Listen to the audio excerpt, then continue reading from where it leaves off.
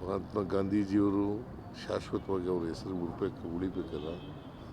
ಯಾಕಂದರೆ ಭಾಳ ಜನ ಯುವಕರು ಮರಿತಾ ಇದ್ದಾರೆ. ಅದಕ್ಕೋಸ್ಕರ ನಿನ್ನ ಪ್ರಶ್ನೆಗೆ ಉತ್ತರನೂ ಹೇಳ್ಬಿಡ್ತೀನಿ. ಅದಕ್ಕೋಸ್ಕರ ಮಹಾತ್ಮ ಗಾಂಧೀಜಿಯವರು ಏನಂತ ಹೇಳಿದರು ಅಂತಂದರೆ, ಗ್ರಾಮಗಳ ಸ್ವಾವಲಂಬನೆ ಆಗದೇ ದೇಶದ ಪ್ರಗತಿ ಆಗಲ್ಲ ಅಂತಕ್ಕಂಥ ಮಾತುಗಳನ್ನು ಹೇಳಿದರು. ಗ್ರಾಮಗಳು ಸ್ವಾವಲಂಬನೆ ಆಗಲ್ಲ, ಆರ್ಥಿಕವಾಗಿ, ಸಾಮಾಜಿಕವಾಗಿ, ರಾಜಕೀಯವಾಗಿ, ಶೈಕ್ಷಣಿಕವಾಗಿ ಸ್ವಾವಲಂಬನೆಯನ್ನು ಕಾಣಬೇಕು. ಅವು ಕಂಡಾಗ ಮಾತ್ರ ದೇಶದ ಪ್ರಗತಿ ಆಗಲಿಕ್ಕೆ ಸಾಧ್ಯ ಆಗ್ತದೆ. ಯಾಕಂದರೆ ಭಾರತ ಹಳ್ಳಿಗಳ ದೇಶ. ಮಹಾತ್ಮ ಗಾಂಧೀಜಿಯವರು ಹೇಳಿದಂಥ ಕಾಲದಲ್ಲಿ ಸುಮಾರು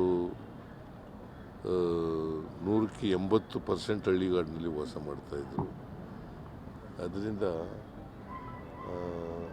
ಆ ಮಾತನ್ನು ಹೇಳಿದ್ರು, ಹಳ್ಳಿಗಳು ಉದ್ಧಾರ ಆಗದೇನೆ ದೇಶ ಉದ್ಧಾರ ಆಗಲ್ಲ. ಅಂದರೆ ಅದನ್ನು ನೆನೆಸ್ಕೊಂಡು ನಾವು ಅವರಿಗೆ ಸಲ್ಲಿಸ್ತಕ್ಕಂಥ ಗೌರವ ಏನಪ್ಪ ಅಂತಂದರೆ, ಸುಮಾರು ಕರ್ನಾಟಕದಲ್ಲಿ 6,000 ಪಂಚಾಯಿತಿಗಳಿದ್ದಾವೆ. ಸುಮಾರು 6,000 ಪಂಚಾಯಿತಿ ಕಟ್ಟಡಗಳಿದ್ದಾವಲ್ಲ, ಅವ್ರ ಹೆಸರನ್ನು ಇಡ್ತಕ್ಕಂಥದ್ದು. ಅದನ್ನು ನಾವು ತೀರ್ಮಾನ ಮಾಡಿ ಗ್ರಾಮ ಸ್ವರಾಜ್ಯ ಕಲ್ಪನೆ, ಗ್ರಾಮ ಸ್ವರಾಜ್ ಅದರ ಕಲ್ಪನೆಯನ್ನು ಕೊಟ್ಟವರು ಮಹಾತ್ಮ ಗಾಂಧಿ. ಗ್ರಾಮಗಳು ಸ್ವತಂತ್ರ ಆಗಬೇಕು. ಅವ್ರು ಹಿಂಗೆ ಬಯಸಿದ್ರು ಅಂತಂದರೆ, ಹಳ್ಳಿಗಳು ಸ್ವಾವಲಂಬನೆಯಾಗಿ ಹಳ್ಳಿಯಿಂದ ದಿಲ್ಲಿಗೆ ಹೋಗಬೇಕು, ದಿಲ್ಲಿಯಿಂದ ಹಳ್ಳಿಗೆ ಬರಬಾರ್ದು. ಸೊ ಅಂಥವರು ನಮ್ಮನ್ನು ಅಗಲಿದ್ದಾರೆ. ಅದು ಹುತಾತ್ಮರಾಗಿದ್ದಾರೆ, ಗುಂಡೇಟಿನಿಂದ ಸತ್ತಿದ್ದಾರೆ. ಅದು ಎಲ್ರಿಗೂ, ನಮ್ಮ ಭಾರತೀಯರೆಲ್ರಿಗೂ ಕೂಡ ನೋವನ್ನುಂಟು ಮಾಡ್ತಕ್ಕಂಥ ಸಂಗತಿ ಅಂತಕ್ಕಂಥ ಮಾತುಗಳನ್ನು ಸಂದರ್ಭದಲ್ಲಿ ಬಯಸ್ತಾ ಇದ್ದೀನಿ.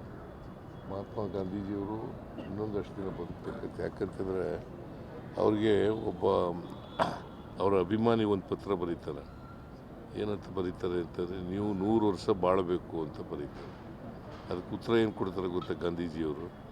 ನಾನು ಕಡಿಮೆ ಹೇಳ್ಬಿಟ್ಟಿದ್ದೀನಿ, ನೀನು ನನಗೆ ವಯಸ್ಸನ್ನ 125 ವರ್ಷ ಬದುಕಬೇಕು ಅಂತ ಅಂದ್ಕೊಂಡಿದ್ದೀನಿ ನಾನು ಅಂತ ಹೇಳ್ತಾರೆ.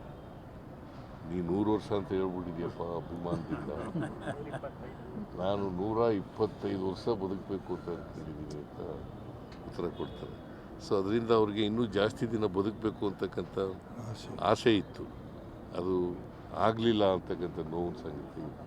ಇದನ್ನು ನಾವು ಇವತ್ತು ವ್ಯಕ್ತ ಮಾಡಬೇಕಾಗ್ತದೆ. ಸೊ ಮಹಾತ್ಮ ಗಾಂಧೀಜಿಯನ್ನು ಇಡೀ ದೇಶ ಸ್ಮರಿಸ್ಕೊತದೆ, ಇಡೀ ದೇಶ ಸ್ಮರಿಸ್ಕೊಳ್ತಕ್ಕಂಥ ಕೆಲಸ. ಸರ್, ಈಗ ಗುತ್ತಿಗೆದಾರರ ಸಂಘದವರು ಒಂದಷ್ಟು ಆರೋಪಗಳ ಜೊತೆಗೆ ಫೆಬ್ರವರಿ 5ನೇ ತಾರೀಕು ಗಡುವು ಕೊಟ್ಟಿದ್ದಾರೆ. ಅಲ್ಲ, ಬಾಕಿ ಬಿಲ್ ಬಿಡುಗಡೆಗೆ ಸರ್, ಬಾಕಿ ಬಿಲ್ ಬಿಡುಗಡೆಗೆ ಸಂಬಂಧಪಟ್ಟಂತೆ ಗಡುವು ಕೊಟ್ಟಿದ್ದಾರೆ. ಬಾಕಿ ಬಿಲ್ ಬಿಟ್ಟೋದವರು ಬಿಜೆಪಿ ಅವರು.